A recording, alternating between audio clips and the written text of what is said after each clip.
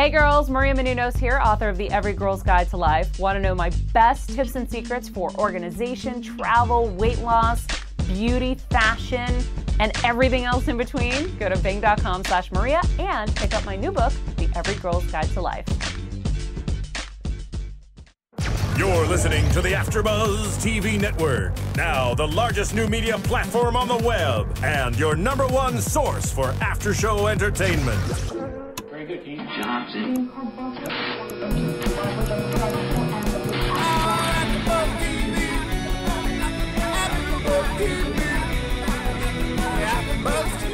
the AFTERBUZZ Studios in Los Angeles, California, and streaming live on Ustream, this is AFTERBUZZ TV for 16 and pregnant. Tonight's host is Mari Fagel. Joining Mari will be AFTERBUZZ co-hosts Isabel Mora, Courtney Stewart, and Ed Bowling. We'll break down tonight's episode and get you all the latest 16 and pregnant news and gossip. If you'd like to buzz in on tonight's show, you can buzz us at 424-256-1729. That's 424-256-1729. And now, picking up where the show leaves off and the buzz continues, Mari Fagel! Hi, everyone. I can't wait to talk about last night's episode and break it down for you. Before we get into it, I want to quickly mention Maria Menounos' book, The Every Girl's Guide to Life.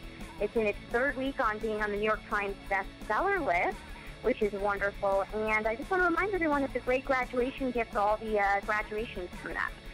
So now let's get into the episode, but I do want to quickly mention we will have a special guest calling in later in the episode. Danielle herself from last night's episode will be calling in so we can ask her a few quick questions about what went down and what's next for her in her future. So, Ed, Isabel, thank you for joining me. Hi. Hello. First thoughts, I just what want do you think of Danielle? really quick. I just before any of this, and I know I'm killing time because we want to get to Danielle. But for those of you guys who go on our website, you may know that some of the latest shows aren't up. That's because we just switched over to a new design, and so it's going to take us a little bit to get everything back up. But fear not, as always, there is no fear of not being able to get all the latest shows. You can get them on iTunes. You can listen live on ustream.tv/AfterBuzzTV. And, of course, for on the go, there's the Stitcher app. Download it, and you can listen to us there. That's all I got, Mari. Back to you. Excellent. Thank you very much, Phil. So, Ed, Isabel, just first thoughts of Danielle and last night's episode. Isabel. You know, this episode was just, I enjoyed it, but Danielle, when she came on, I didn't have much thoughts for her. She didn't do anything for me. It was just kind of like, here we go with the 16-year-old, the typical 16-year-old, that didn't have any sex ed education. I mean, there was nothing. I felt kind of like that too, but I think I would describe it as a little confused because Very confused, yes. it was like she was described in the introduction as this party girl, but she seemed really kind of just calm and not a party girl. She talked a little bit like I think it just didn't seem like she was a wild and crazy person at all, like it was described. And I think Isabel disagrees with me, but I also felt confused about the mom.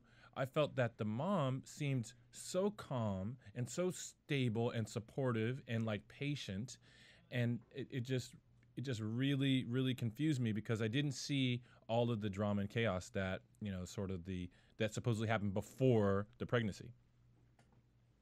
Did you see that, Mari? Okay, well, let me give you guys my take on this. So we get this intro into Danielle. They claim she's a party girl who is failing out of school, and she went to move and live with her grandmother, met her boyfriend Jamie, and ended up getting pregnant. And you know how we talk about each episode, what makes this girl different and why we think they chose this girl to feature. Okay. And I think the reason they chose Danielle is because her mom was 16 and pregnant as well. And this is what I found so heartbreaking, because right at the top of the episode, her mom says, I told you over and over how not to get pregnant.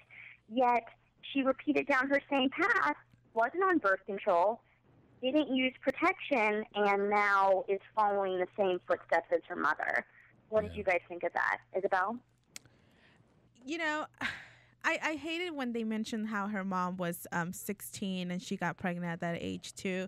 I hate when they try to, because you're 16 as well, it obviously your mom didn't do anything right and you didn't learn anything from that. I know that the mom being 16 and pregnant herself, I'm sure she brought it up a lot. I'm sure she tried to keep her daughter on track, but it's a little... we'll leave that for later when we talk about her mom, but that was a part where I was just like, let it go. Your daughter's not you. And I don't think there was anything else that anyone could have done around that daughter, Danielle, to not make this happen. Yeah. I felt that, I kind of agree with you, Mari. It definitely carried with it the shock value. Like, oh my God, the mom was 16 and now the daughter's 16 having a baby too. It just kind of had that sort of, like when you hear some juicy gossip, it kind of had that impact on, it kind of had some shock value.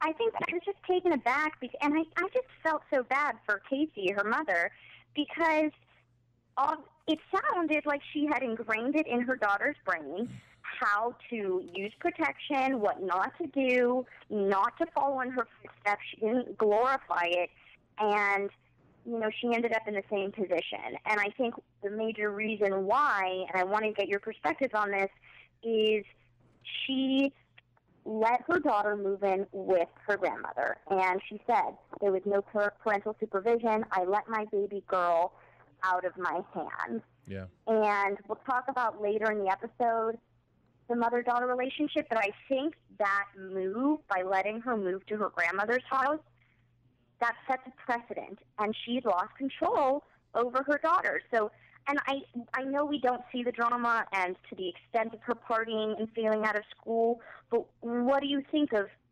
letting her daughter move to her grandmother's house 40 minutes away? Well, apparently she had lost her daughter before she moved in with grandma, and that's why she was moving in. So I don't think this was, I'm losing my daughter, or I lost my daughter after I let her move in with grandma. No, she had lost control a while ago. Right, yeah. And that's why grandma stepped in. Yes. So it wasn't a situation, it wasn't, the girl never changed. She went from being a trouble or a party girl at mom's house to replacing that with a boyfriend. That was the only difference. She was clearly... the whole time she was on camera, anytime she was talking about her mom, she was so resistant to accepting her mom's warnings, to accepting her mom's instructions. She's like, I don't want to be under her. I don't want to be doing things the way she's really, really resistant. I mean, she has this chip on her shoulder, it seems, that she wants to prove that, she can do this stuff without her mom's help. And that, to me, that's what happened. It's like, when she was describing the process of her being, in the process of getting the birth control, it just seemed really sort of, lackadaisical. Like she said, I went there to request a birth control, and they gave me a test to see if I was pregnant or not, and I wasn't. And then I come back a week later, I was pregnant. Well, you're having sex. Great, you're going to get birth control, but you're obviously sexually active before you're getting it. And so to me, it's all just a big deviation from everything her mom said she doesn't want to follow. She wanted to prove that she can do the whole thing, her whole life on her own. Really? I took it like it was her way of showing her mom, look, I know I'm pregnant now. I know you're worried that it's not going to work out. Let me show you that it's going to be different with me. Mm-hmm. Let me show you that, whatever you went through when you were pregnant with me, I'm going to try to overcome those. Yeah, I think that fits, meaning she's saying that, you know what, I'm gonna be all right. She kept saying, why do you think I can't do it? Why do you think that, that's why she wanted to move away from mom, to let her know, hey, look, mom, I can do it without you. So yeah, so to me, everything that she was saying and doing in the show was kind of, all of it had to do with her wanting to show proof that she can do this on her own. I just don't know why she had that desire so badly. And let's talk about that, where she was going to live, because that was a big issue throughout the episode, and proving she can do it on her own. So in the beginning, about 2 months out from the birth, her and Jamie thought that they would move into their own home. And this is where I was just watching this thinking, God, they're so young. They are so naive because they don't have the finances. And I just thought it was such a sad conversation when they were discussing, okay, I make $800 a month. We already have diapers and wipes. What else do we need? How long will that last us? And it was like they had no clue. They had no idea. What did you think of that conversation? Well, when it came with the wipes and diapers, no one has any clue. You don't know how much a baby's gonna. I mean, there's no way to predict that. But the economy part, it was very, just to know it's $800. It doesn't matter what we need. It's only $800, and we already know that $800 wasn't going to cover the rent. Yeah. So,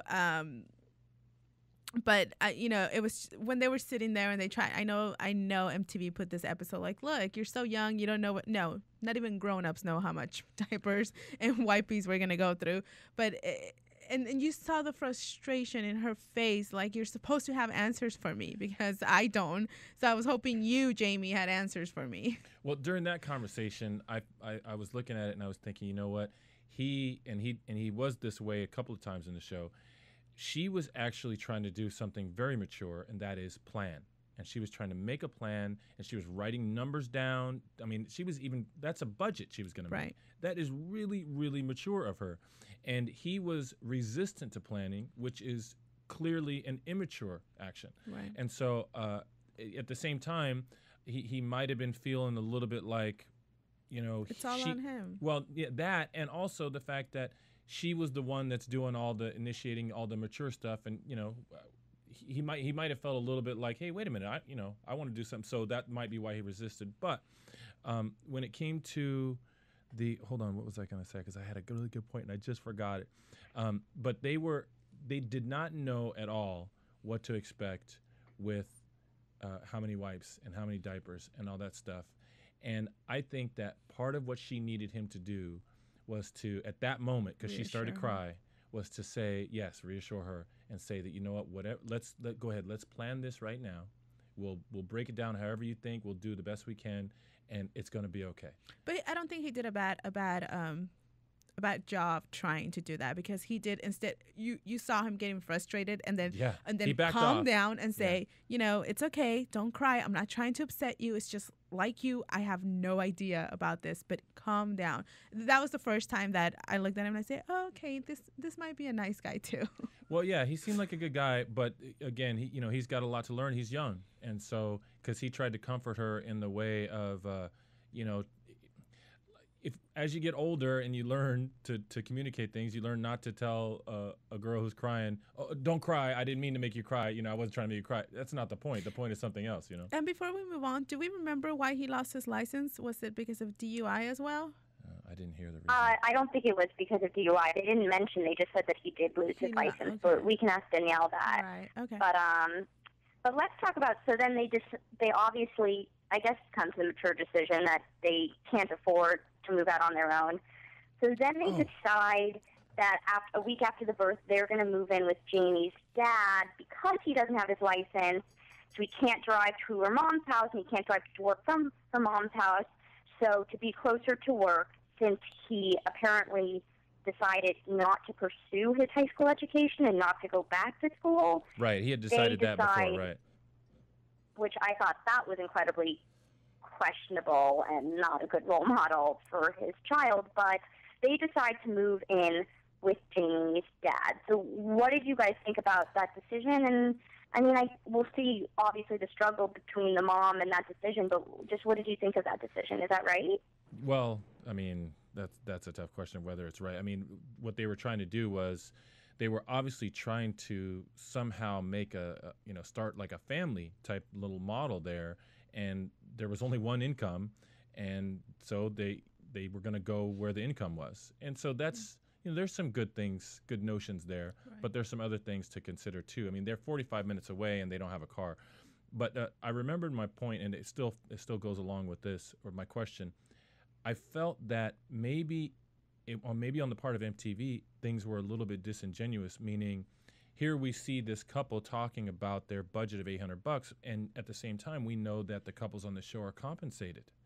And so is it that the compensation doesn't come until, after the show's over, or it does? It comes. It does. I mean, I've done some reality TV and usually don't get paid till. Mari, do we know? I mean, because it felt like, well, why are they worried? Because there was in the last episode, I noticed that they didn't talk about money at all. They just didn't even. It wasn't an issue at all. And I thought, okay, well, that's because the MTV is compensating them. And no. Every episode, you see a teenager working 2-3 jobs. I mean. Well, Marcy was working 2-3 jobs. Well, I'm talking about the last one where there was just the mom, and the mom was always at the boyfriend's house, and the young girl who had the baby, I forgot her name, but she was at home all day, every day, and she had her laptop, and she had a nice little car seat, and she had everything. But she was in her own apartment.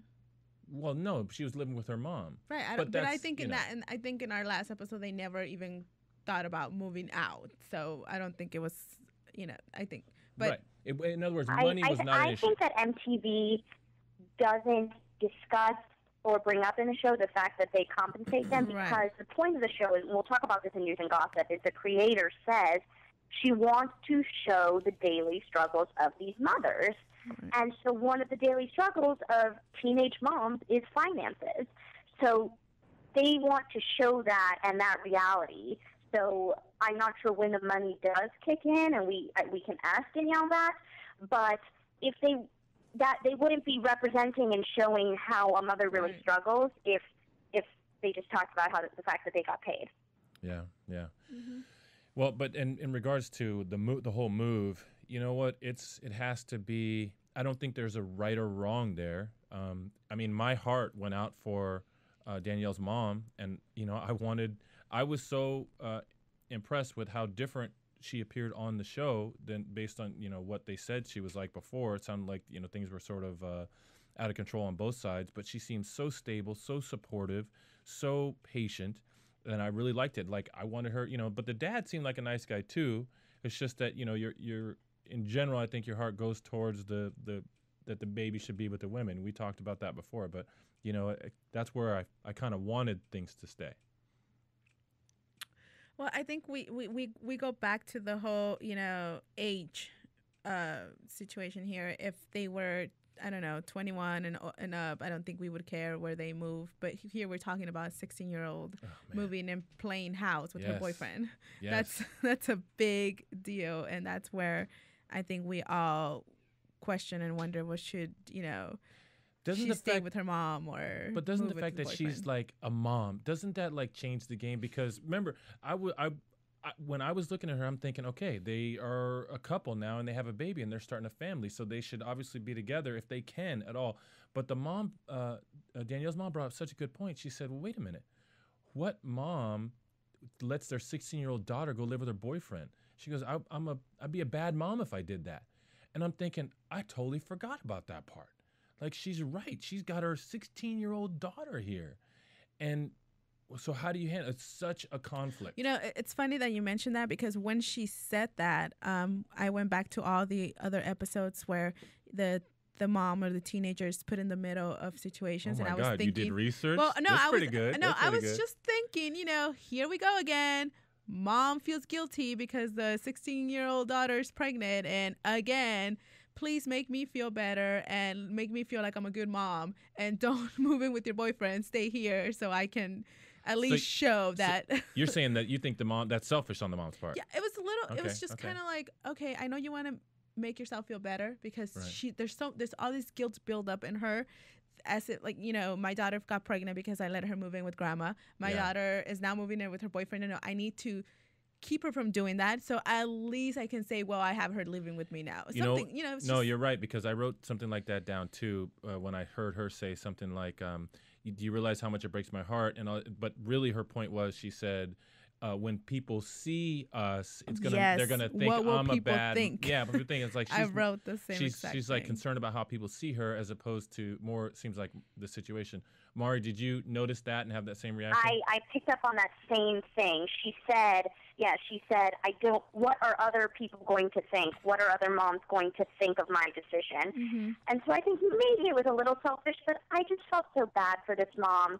But like I was saying before, I think the fact that she let her daughter move in with her grandmother she now doesn't have a say in a situation like this because that precedent has already been set.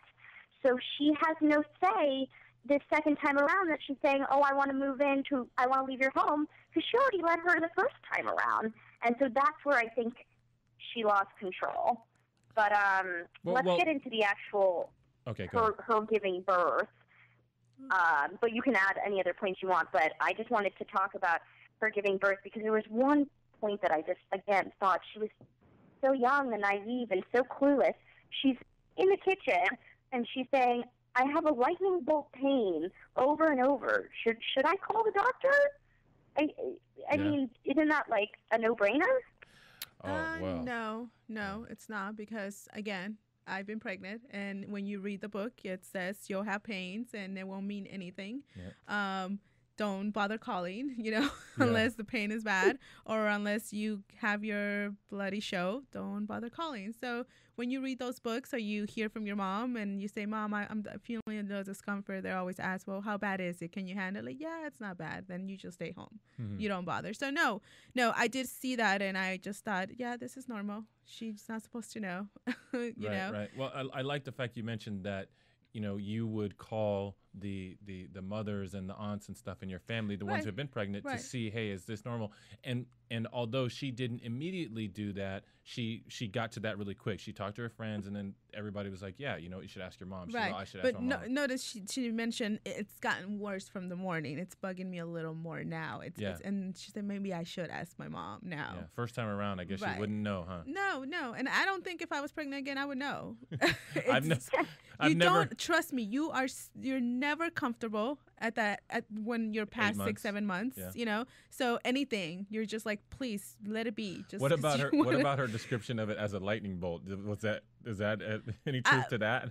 Actually, yes. I thought that was funny. I mean, it's kind of like getting shocked. It's kind of like, Mom, I have a lightning bolt in my pants. So what does that mean? It's kind of like it's kind of like getting shocked. So yeah, It made sense.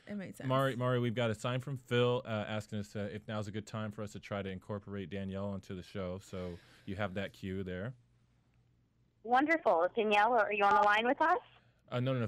Phil's asking us, is now a good time to go ahead and get that done? No, we're literally going to dial her out. Our fans will listen to us well dial then, her. Yeah, let's get into it. We can ask her about her relationship with Jamie while we're talking about it. Yeah. You guys can keep talking. I was going to say okay. And maybe we should labor. The beeps were so entertaining. Labor was one of the worst I've seen on. We lost Mari. Uh-oh. Did we lose Mari? Oh, Phil. I think we lost Mari. We lost Mari. Well, hold on as I fix this technical problem. Sure. Danielle will probably be on the line. Okay, that's fine with me. Hello, is that Danielle? Yep. Hi, Danielle. This is Ed Bowling and Isabel Mora on AfterBuzz TV. Hi. Thank you so much for being available. Now, our host, Mari Fagel, who is responsible for connecting up with you, she just accidentally dropped off the line, so it's a technical difficulty that we're fixing. Okay. But we did watch your show today, and we really wish you the best. We want to see everything work out great for you. So, how are things going? Oh, thank you. Yeah, you're welcome. Well, as far as me and Jamie, we're not together. Well, we have our off and ons, but as of right now, we are not together. With my mom and dad just got a divorce, so my mom moved out, so I live with my dad now. Oh, that's your mom and your stepdad. Oh. Yeah, they got a divorce. Oh, wow. That's a lot. That's a lot of change since the show, huh? Yeah, a lot of change. Oh my goodness! Now, how did it come about that that you are living with your stepdad? I mean, on the show today, at least, we didn't really see too much of him and your relationship with him. Obviously, it must be good. Well, not really. My mom, she moved in with my grandma, and my grandma lives in like a 1-bedroom place, so I'm not trying to You're not trying to cram in there. My child. Right. Huh? You're trying to cram everybody in that one place then. Yeah, I'm not trying to do that. So I'd rather fight with my dad here instead of going and living with my mom and being all crammed. Okay. And Danielle, sorry, this is Isabel. Hi. How old is Jamie Hi. Jr. now? Jamie Jr.? Uh-huh. I'm 7 months old. Oh, wow. Wow, brand new. Yeah, he's huge. Wow. He weighs Okay. 21 pounds. Okay, so Mari, are you back on with us? Yes, I am. Hi, Danielle. Okay, Danielle, Hi. that's Mari. And just to, I don't know if you heard any of it, Danielle was nice enough to join the show as you requested. And she let us know that her and Jamie, although they've had their, on and off period, they're off right now. They're not together. Her mom and her stepdad have divorced, and she's now staying with her stepdad. Her mom moved in with her grandmother, and there's just like a one-bedroom small place, so there's not really room. And that's where we're at. And now, Danielle, what kind of role does Jamie play in Jamie Jr.'s life right now? Right now, he's actually not around. He's, I just actually went, because he lives like 45 minutes away where I met him. And Right. I just went there I went over there for 2 days with my friend because she lives out there, and he only came over one time. And that was only for like 45 minutes. So he's not really around. I mean, we talk every once in a while, but as far as him being around all the time and calling to check on Jamie, that would be a negative. Is he helping out with child support or anything around? No, actually, I just called today. We have a court hearing coming up, so. Okay, so you're pursuing all that stuff through the court system then? Yeah, because I don't want him to like be able to run off with Jamie Jr. and me not be able to do anything about it, so I'm going to go get it in paper, like in writing. Yep, that's what you need to protect that from that. You'd have to protect with that. Yep, that's exactly what you need. Okay. And so we were talking before, why doesn't Jamie have his license, and why did he lose it? He had them like for 2 years, and he got caught driving without insurance, like literally like 8 times. He just kept doing it and doing it and doing it, till finally they racked him up with like $3,000 worth of fines, and he ended up not being able to drive for 2 years, I think. Oh my goodness. So, wow. Yeah. Wow. And how is your progress with high school going and getting your diploma? I actually got my GED, and I'm beginning college fall quarter. Wow, for radio. Oh, wow. Yeah. Congratulations. Yeah. Thank you. That is really great news. Yeah. Danielle, I have a question about your relationship with your mom. The beginning of the show, described that you guys were, I guess fighting a lot and having a difficult time, and that your grandmother stepped in and said that, you know what, I'm going to take her away and to make things a little bit better. But when on the show, the way we see your mom is that she seems really concerned. She seems really calm, really supportive and stable. And so what I kept feeling like, I didn't really see, and by the way, I didn't see you as some, party girl or anything either. Obviously, the show starts and you're already pregnant, but I just didn't get that feel from you. What's the real deal? I mean, how is it? Is it that your mom and when they were on camera, everything was just like they just were different people and they were different, before, or what? Well, the thing with me is I'm very mellow. I'm not like a hyper outgoing kind of girl. Yeah. So on the show, I look like a mellow, not hyper kind of girl. Kind of like I'm like just like boring because I mean that's the kind of girl I am. Only until like I'm around my friends, like people that I know, then I act like me. But on the show, that's just how I am. I'm really mellow. I'm just not that outgoing type of girl. Okay. And as far as my mom, we never really fought on camera. Right. I don't know why, because we kind of fight a lot, but we never really fought on camera. I guess when the camera's around, we just never like. Things were a little different. Really you felt different, right? Yeah, it was like kind of. I don't know. It's just like my mom didn't want to like fight with me. I don't know. It was kind of weird. Like, we never really had any drama on camera, but when the cameras weren't around, we did have drama. So even you noticed, you're sitting there looking at your mom, and you're thinking, man, normally at this point she'd be up and yelling and screaming, right? But she's like holding back for some reason, right? Well, my mom's not really a yeller. Okay. I'm not really a yeller either. We don't really yell. When we argue, we yell in a talking voice. We don't really get up and like yell at each other. And we're kind of like criers. We'd rather cry and just not talk than just yell at each other. Okay. Well, that's good. That's a good answer. That's what I wanted to find out. Yeah. And I just had to ask, just because it sounds like because your mom was 16 and pregnant, it sounded like she ingrained in you how not to get pregnant and not to follow in her footsteps. So by having sex before you were on birth control, didn't you know better, or? Well, the thing with that is, my mom she'd always tell me everything she went through when she got pregnant young, but I always told her, Mom, it's never going to happen to me. Like, I was dumb about it. I didn't really think that it would happen to me, which is really, really dumb. But I never really took it to heart what she told me, because I never thought that would happen to me. I just never thought that would happen. And I actually was on birth control when I lived with my mom. Yeah. But when I moved to my grandma's, I ended up not being on it. I ended up quit taking it because I kept forgetting. Oh. And then when I went to actually get the birth control is when they made me take a pregnancy test and make sure I wasn't pregnant, because they can't give you birth control if you're pregnant. And that was when I found out I had gotten pregnant. Oh, so I was just a little too late. Okay, so there was an interruption in the birth control, and it was like, and so that's really okay. That we didn't know that. That's good info.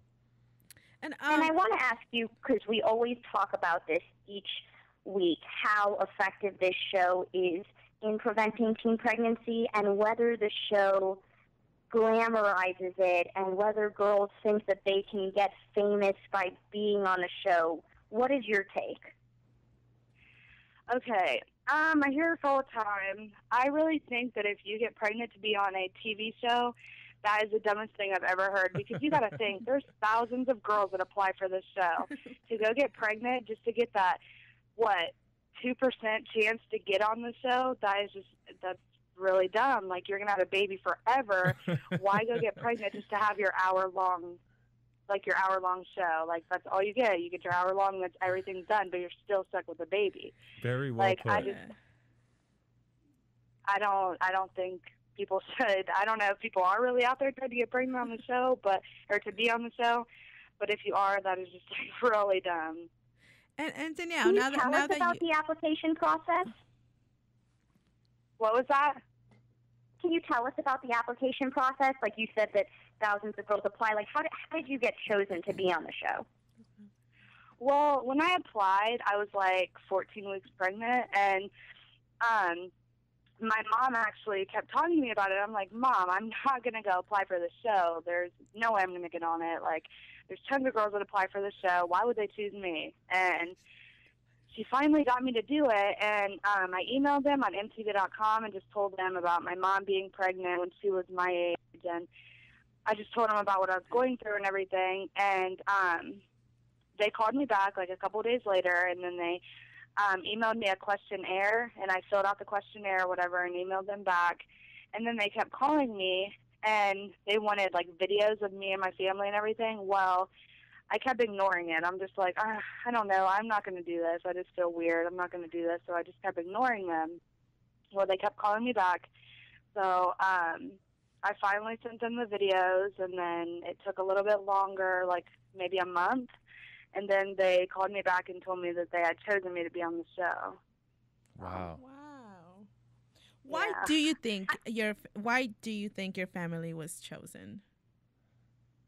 Well, my mom got pregnant with me at the age that I got pregnant with Jamie Jr. with my dad named Jamie.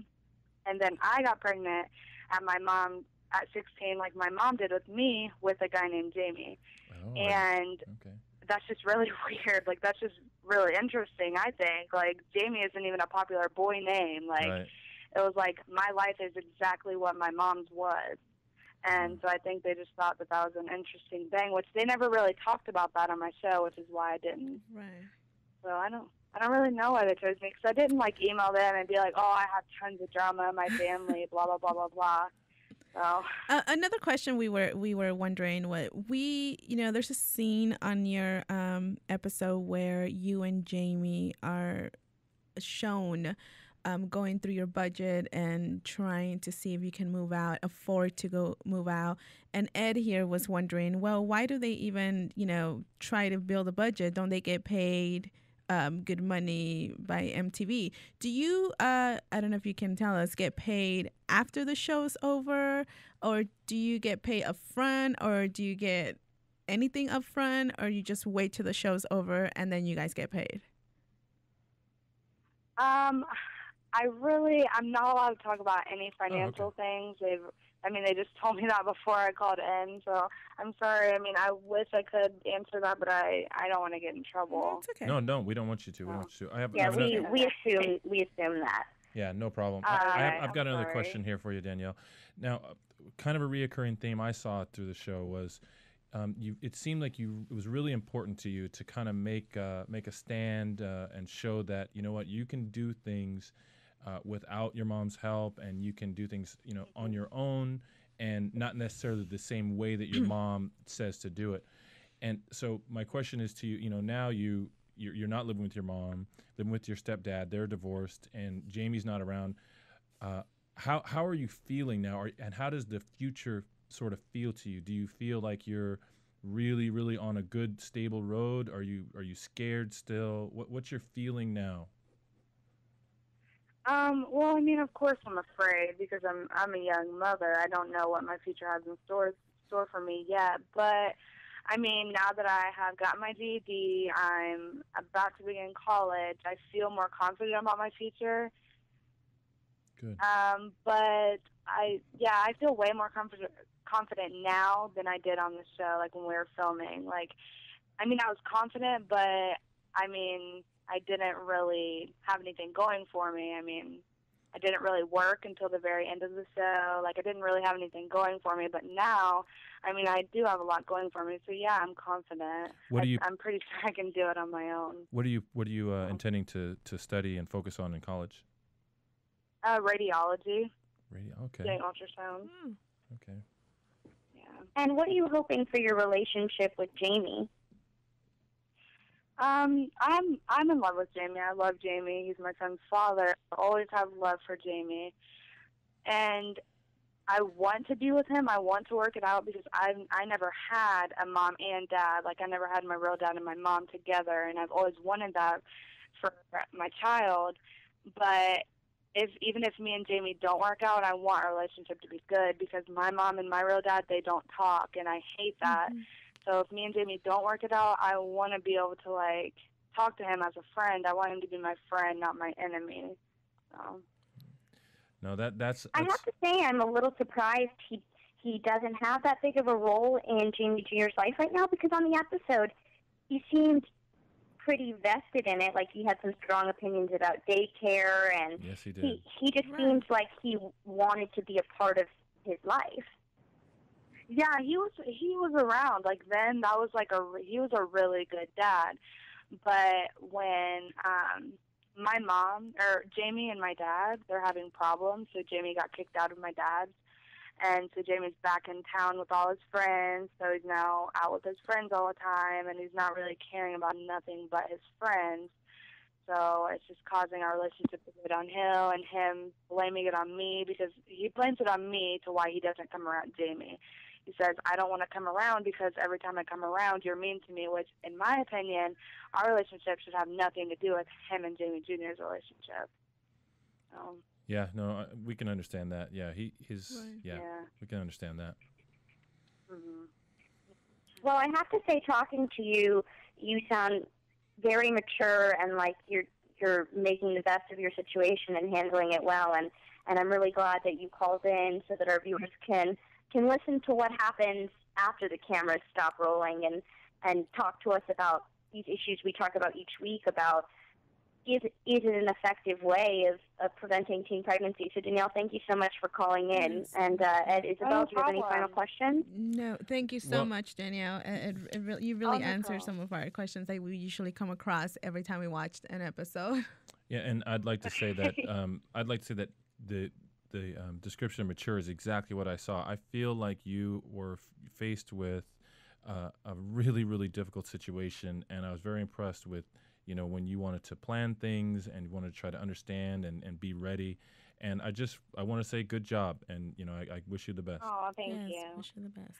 Thank you. I appreciate it, guys. Okay. Thank you so much, and good luck with everything. Thank you. Okay, bye, Danielle. Bye. Bye. All right, Mari. Okay, well, I think that I'm glad that she called in because she answered a lot of those questions that we literally ask every week, about is it effective? Do girls seek out the fame? And so, talking to her it made me feel a lot better about the show, and she came off, I think, a lot more mature, talking to us just now, and maybe because, the baby is 7 months old now, but she's very confident and mature, and she comes off more so, I think, just now than she did in the episode. What do you guys think? I'm sorry. I'm still shocked here. How do we feel about her mom being the one pushing her to go ahead and sign up for the show?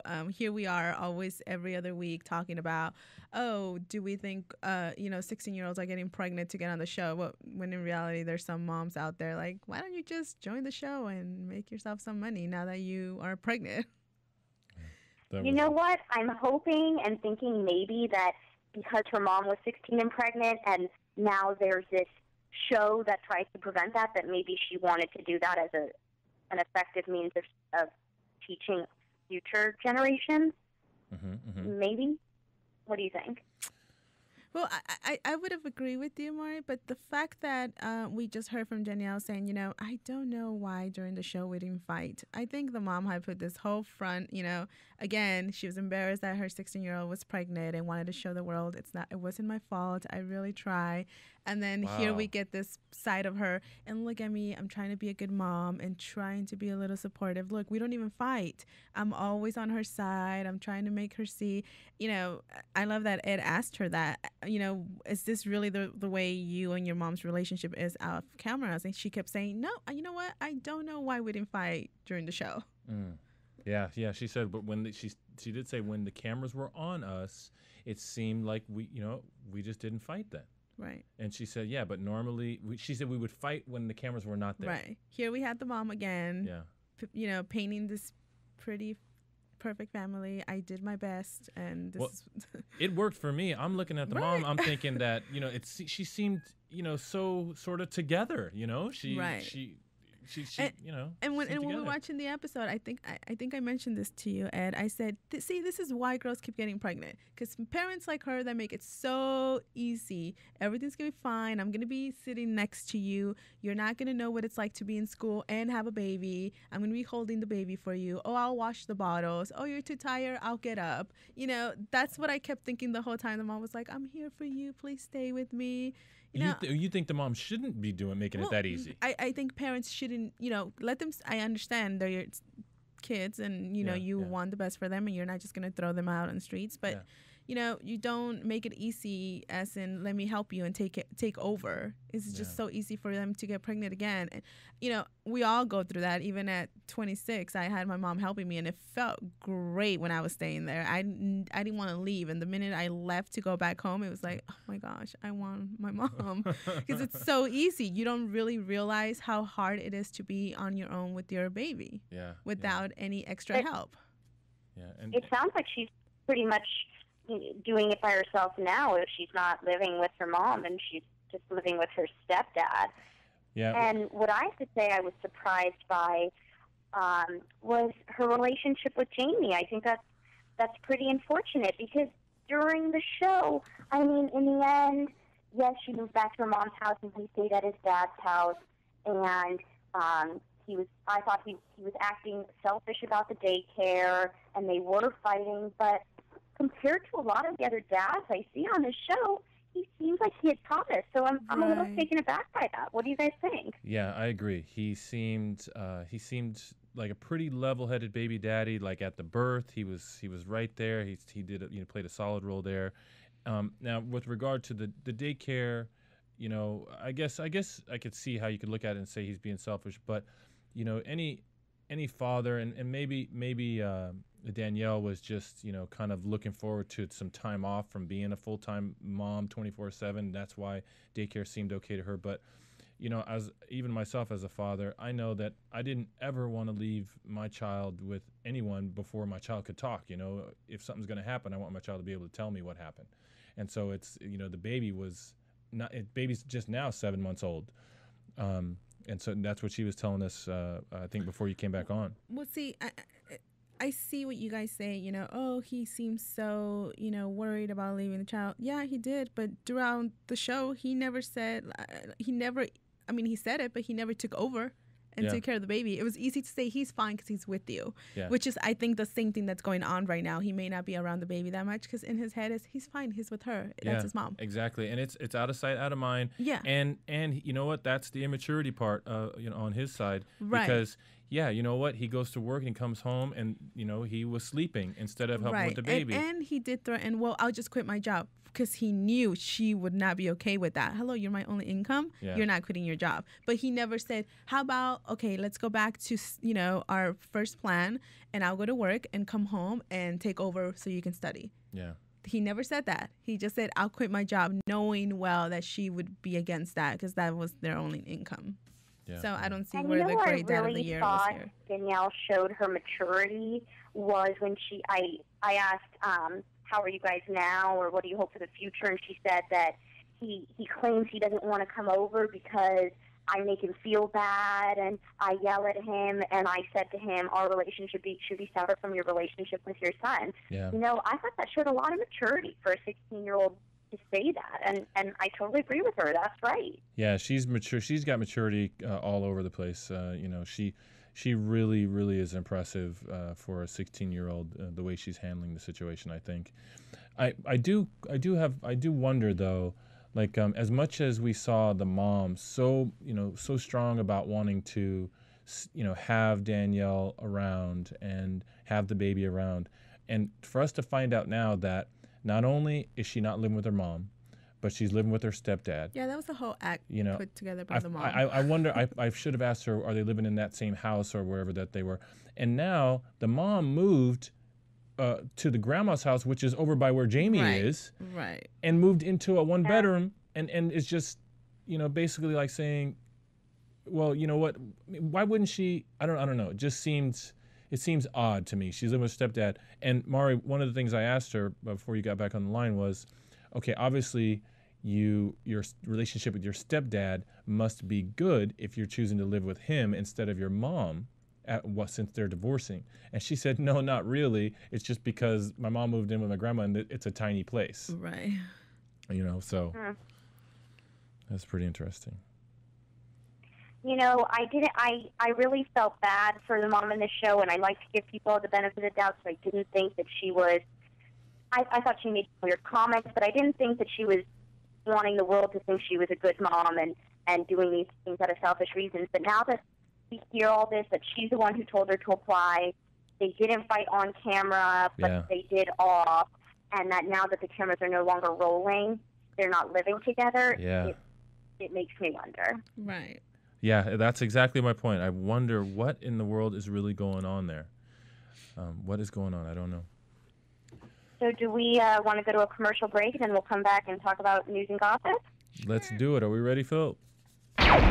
Want to find out what the AfterBuzz is about? Janice is a drama queen. This is the divide that is going to carry the series. Give us a call. 424-256-1729. 424-256-1729. It's television, and they want it to be as dramatic as possible. I mean, it's Shakespearean. You never know what goes on behind closed doors. Find out why AfterBuzz TV is the #1 source for after-show content. Now, in the eyes of Jimmy, Nucky is a villain. 424-256-1729. 424-256-1729. I mean, Who would you guys rather hear that from? Your husband or your best friend?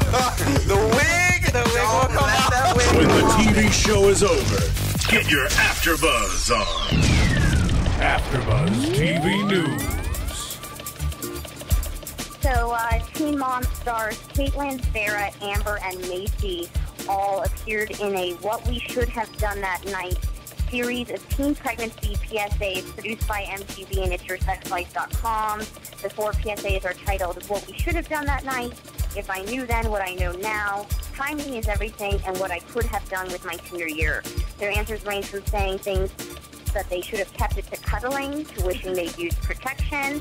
And the most powerful response came from Macy, who says, I love Bentley, but I would not wish a teen pregnancy on anyone. So what do you guys think of this PSA campaign? What do you think, Isabel? Well, keep trying. I mean, keep it at cuddling. Keep it. That's a good. That should be a banner. Yeah, keep it at cuddling. So I think the answer is, if it's gonna prevent the unwanted, unsupportable babies, I guess we, the unplanned babies, we like it. Cuddle. Cuddle. I don't know about cuddling. There's a lot of touching there too. Last week's episode stars Jamie and Ryan. You guys remember them? Ryan cheated on her. Anyways, apparently they're very well known with the local police department. The couple have racked up 4 arrests between them in the past year alone. Apparently, Jamie is being cited for simple assault in January, and she allegedly was involved in an incident where she attacked a female classmate. Wow. And she seems so calm on the show, so I'm wondering if this female classmate was maybe the girl she cheated with. I don't know, but it doesn't seem like that's in her character. Oh, man, the girl from last week? Yeah. Wow. Man, she really seemed level-headed. Okay, go ahead. I know, and even more disappointing than that, so not surprising, is Ryan's track record is even worse. He was arrested in November for assault on a female, not Jamie, but another female. He was also arrested in July for cocaine and marijuana possession. He was cited in August for underage drinking, and he's expected to return to court later this month to answer the various charges. Wow. Okay, he's taking it to a new level then, because we already knew that he was in trouble with underage drinking and partying and all that, but now he's taking it to another level. That's unfortunate. Yeah.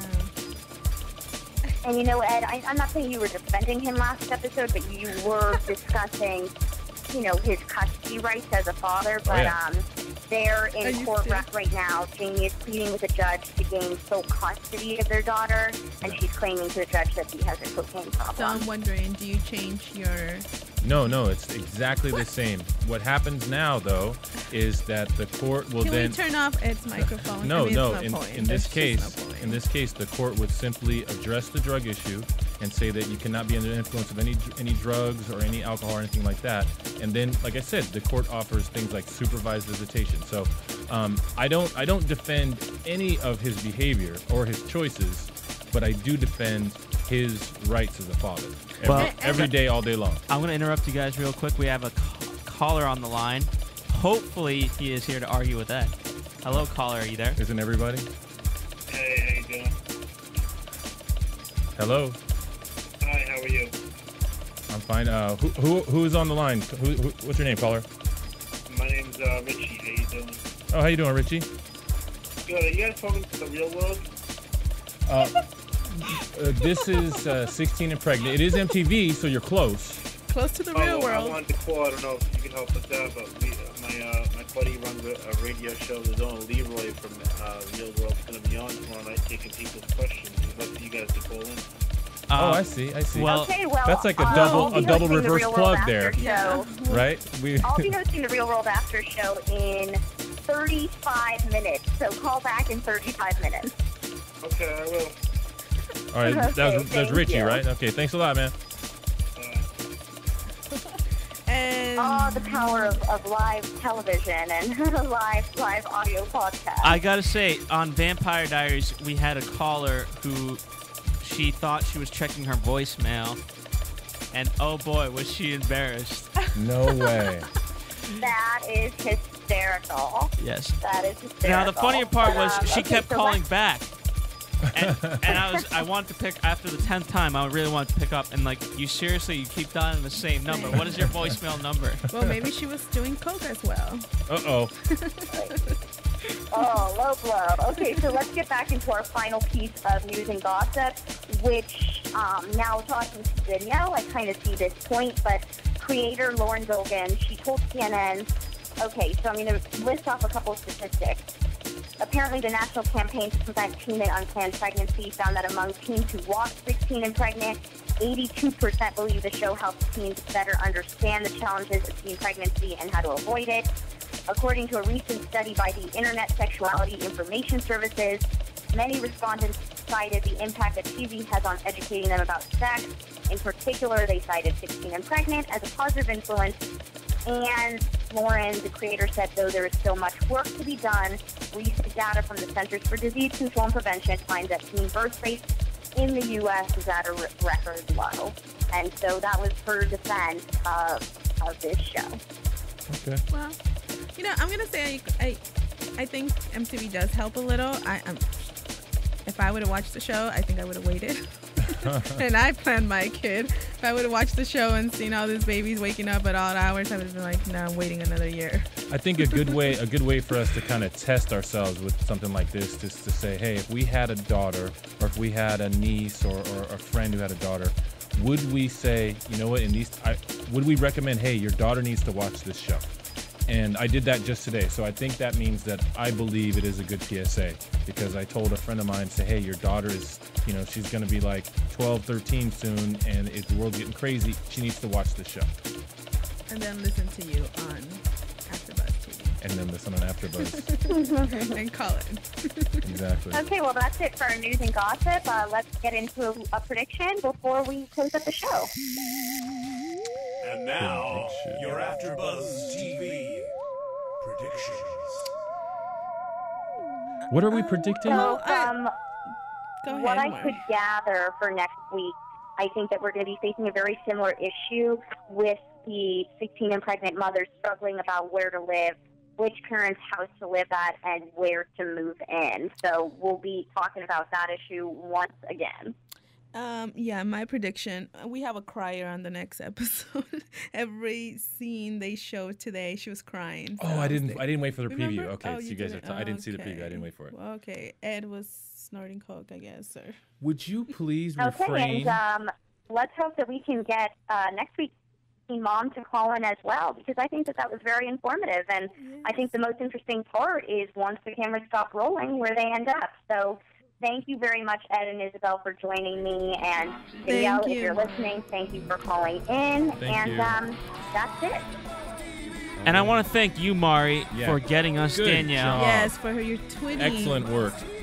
Yes, and All the power of Twitter. That's how we got Danielle. We tweeted at her, and she called. yes, and I want to give a quick plug for those of you who are Idol fans. We will have Tim Urban, who was a top 7 finalist in season 9, in studio tonight. Whoa, awesome. Oh, Are wait, we wait. invited? No, you're not invited. I have a prediction that I forgot to give. My prediction is that people are going to disagree with me again. All right, well, that's probably good. That's not necessarily a prediction. That's Yeah. certainty. Phil, just unplug. I'm going to defend the father. I didn't even defend Jamie as much as I wanted to this time. But, you know, whatever. We'll talk about it later. Take us out of here, Mari.